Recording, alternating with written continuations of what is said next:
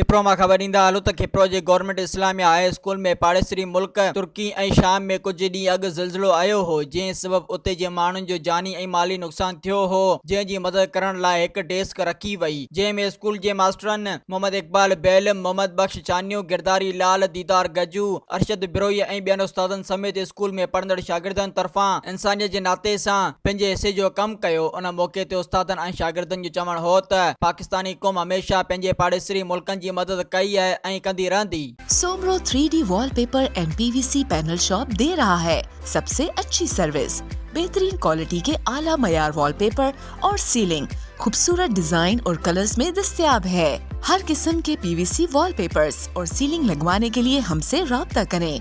हैदराबाद, कासिमाबाद, लतीफाबाद, जामशोरो, मीरपुर खास और सिंध के मुख्तलिफ शहरों में सर्विस मौजूद है। Soomro 3D wallpaper and PVC panel. राब्ता नंबर रंजन अली सोमरो 0333 370 2516, व्हाट्सएप 0333 370 7886।